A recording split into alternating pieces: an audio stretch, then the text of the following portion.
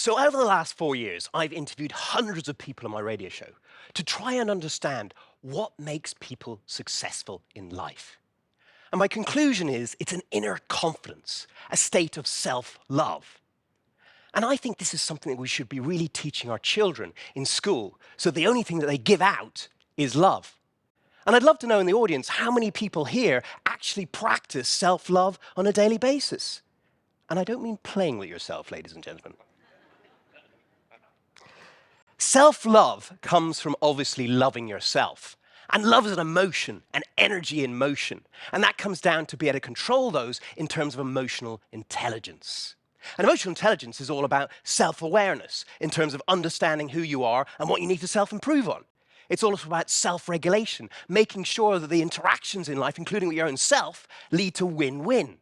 It's also about empathy and compassion and understanding other people's perspectives. It's about social skills in terms of communication, and it's about motivation in terms of motivating yourself. Although I have to say, I prefer the word inspiration, apart from because this is my radio show name, but also because inspiration comes from the word in spirit. It means it comes from inside you, and that sense of love. But how do we get inspired every day? Let's face it, some of us don't enjoy our jobs. And I'd love to know, after a 2-week holiday, how many people here actually spring out of bed, with loads of energy and enthusiasm? Anybody? Not many, right? Normally, that morning routine starts with this, beep, beep, beep, snooze, beep, beep, beep, snooze. And eventually you get to the side of the bed and you go, oh, crap, why do I do this? And you drag yourself out of bed, you drag yourself into the office, and you sit there going, what the bleep am I doing here? Anybody had that? We all have, right? And yet, if you reverse the scenario, when you're going on holiday next day, and if you're like me, you're packing till like 3 a.m., leaving it to the last minute, and then I arrive at the holiday destination, still forgetting my underpants, having to wear the same boxer shorts, inside out, back to front, all week long. Anyway, I diverse. But anyway, you wake up at 6 a.m., only 3 hours sleep, and you spring out of bed. You spring into a taxi, you spring into the airplane, and you spring into the pool with loads of energy. Why is that? Because you're aligned to something you love doing. And when you have that, you have what I call lots of vibrant energy, love. But how do we get into that inspired state of love? And it's all about doing what we truly love and living a sense of purpose. And everybody talks about purpose, but how do we get this purpose? Well, I've got 3 ideas for you.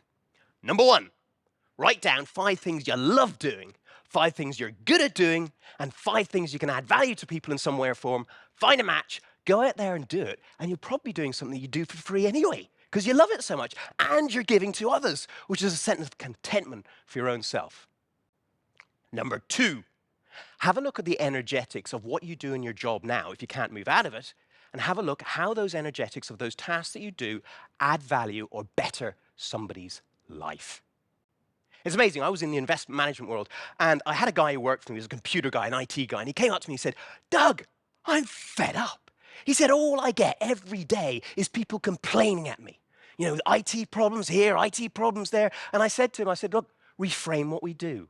We're an investment management company ensuring that granny or grandpa has a better retirement home, gives more to their children, their grandchildren, or even stock up on Viagra if they're into that kind of thing.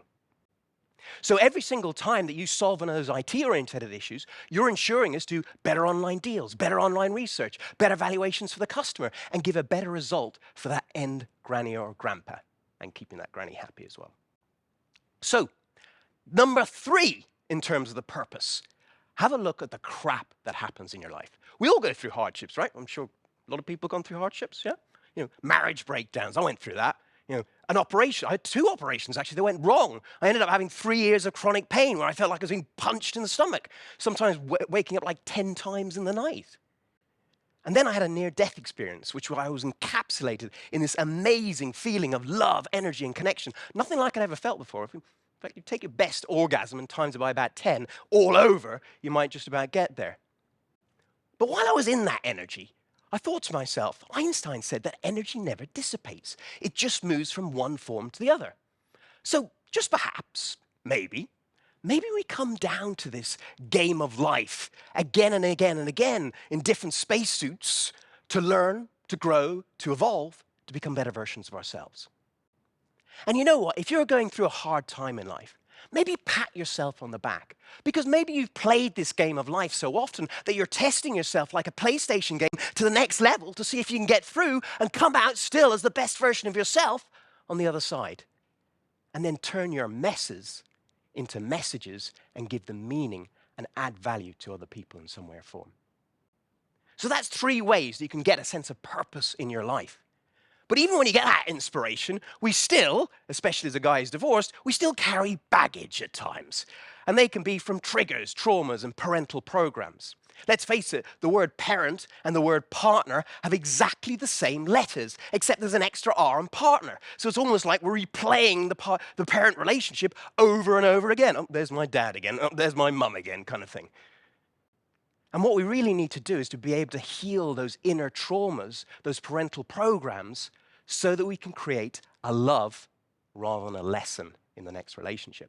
And I've got an idea for you in how to do that. So firstly, get a pen and paper and write down all your self-aware flaws. So for example, a few of mine might have been leaving my underpants on the floor, or leaving the toilet seat up, or not actively listening enough, which a lot of men always do that as well. Whatever they are, it could be ego, it could be materialistic, you know them, right? So write them down. Then choose 5 people in your life and choose a mother or father, because you generally model them in the first 7 years of your life. And then write down all the traits of these 5 people that you know don't serve them, or you just don't like about them. And then have a look at those 5 people and see if there's commonality even between 2 of them. And if there is, own it.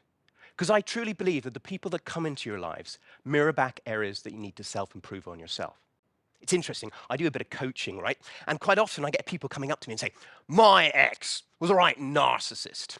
And I said, did you love them? I said, yeah, I loved them for 10 years, and suddenly they became a narcissist overnight.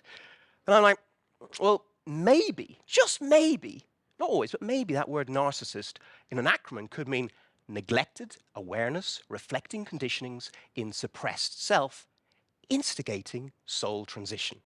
And what I mean by that is those hardest people that come into our life, the ones that really wind us up, are actually potentially coming in, spiritually speaking, to help you release those suppressed emotions within the heart of the subconscious so you can move forward, so you can focus on what you want in life rather than what you don't want.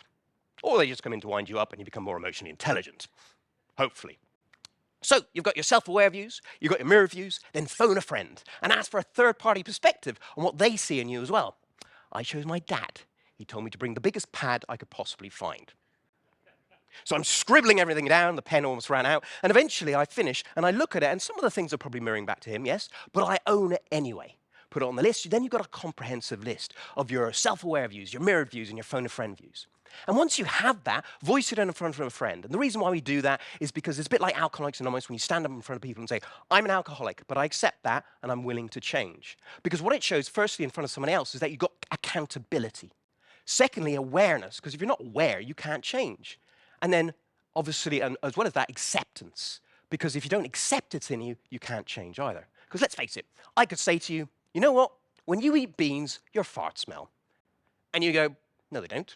And you don't change. You don't continue eating beans, so you continue to smell. But you have to accept it's in you so that you can actually change. And that's why it's so important. So once you've written that down, and you've spoken out loud with your hand in your heart with absolute passion, rip the piece of paper written to shreds, throw it in the bin, blow it up, whatever you need to do to see that energy dissipating, and then rewrite the list in I am positive opposites.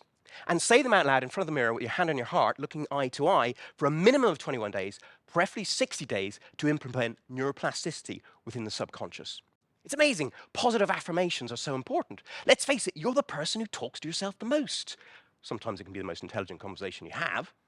So you might as well make it positive as well at the same time. And once you've done that, I've found so many people have done this, and they've had amazing change. Now, as a maintenance technique, you can write down at the end of the day all the interactions that you have with others or your own self, and write down the thoughts, the behaviors, and the feelings that you're having.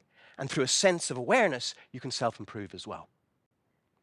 Now, you've got your inspiration and your purpose. You've got rid of, hopefully, a bit of that baggage. Next thing to do is to make sure that you're consciously communicate in relationships. And also, when you've got through that awareness and got rid of the baggage, hopefully you'll create that love rather than a lesson. But relationships, even then, are still sometimes a little bit demanding. And actually, if you look at the word relationship, I look at this, and it's interesting that relationship can be broken down into 3 different parts. So you've got your ship, which goes in a direction port to port. And you need to make sure yourself and your loved one are on board that ship, going in the right direction in life. And in order to get on board, you need to make sure that you relay your shoulds, your conditions, your expectations, and your needs, so that you both consciously communicate and actively listen, so you can be on that board riding the ship in life. Now, this isn't always easy because we're a product of our parents, our preachers, our teachers, and past relationships and experiences. And that means that we all come from different perspectives in life. And that means that you could see a color as yellow, I see it as orange. It doesn't necessarily mean that either of us are right or either of us are wrong. It's just different perspectives of the same thing. The problem is in life, everybody has an opinion. An opinion are a bit like bottoms. We all have one. We don't necessarily want to hear it, though. So if we could truly, truly ask the right questions to understand another person's perspective rather than pushing on our opinions, then international relationships, business relationships, and especially love relationships would be so much better. And let's face it, the different perspectives makes life so much interesting. That's why diversity and inclusion is so important in organizations, because it means that you get different perspectives on the same problems to come up with better solutions. It's wonderful in life. But remember, in relationships, in life, it's all about what you go through, you grow through, and you can glow through. And I'll finish on this. In terms of glowing in life, in terms of improving your self-love and your emotional intelligence, I say gleam your light. And my GLEAM acronym starts with G, if you can spell properly. So G is all about gratitude. And you might say, why is that? Well, I've got 2 children. And if I give them a present and they're not grateful, I certainly don't feel like giving them anything else. So be truly grateful for what you have. Because let's face it, God, the universe, or even your own subconscious would not make you feel worthy enough to receive anything else if you're not grateful for the things you've already got in life. G is also for giving to others. In terms of self-love, they always say about self-care and looking after yourself. Well, I tell you what, if you go out and help 50 homeless people, you'll go back, you'll look in the mirror and go, I love you. So go out and give to others. It's the greatest gift you can give to yourself. L is for learning. Those hardships in life are there to help you, to learn, to grow, to evolve, to become a better version of yourself, and then turn that mess into a message. It's also learning, though, that to let go of those angers, the resentments, the lack of forgiveness and guilt, because they're energies, emotions that are stuck within, like a river that flows and then gets stuck on the side and goes stagnant. If you can release these energies, then you'll be able to focus on what you want and the fabulous future rather than the problems of the past. E is for energy, which is what I'm talking about, obviously. And energy is so important to realize, not just in a physical sense, but a spiritual, mental, and emotional, energetic sense. And the physical is always about nutrition, exercise, and rest. But the emotional and the mental is about emotional intelligence. And A is about being authentic. You chose this spacesuit, so be you. And finally, M. I love meditation. And the reason why I love meditation is because you can play all these ideas out in your head, but also you can get out of your head and into your heart, out of the ego, edging God out, into your higher space. And before I came out here, and whenever I speak on stage, I always put my hand on my heart and say, I am Doug Gordon, and I am my heart. Please let me connect with the hearts of the audience in order to bless rather than impress and add as much value. And do that in all the interactions of life. Let's face it, the meaning of life, what is that? We ask ourselves all the time. When you're 94 years of age, looking back at your life, you're not going to look back at how much money you've accumulated or how many houses you've held. You're going to look back at how many hearts you've touched. And that comes down to the simplest things, as a kiss you give, a hug you hold, and a kind word that you pass on. So go out there and give as many kisses, as many hugs, as many kind words, and live a life with lots of vibrant energy. Thank you.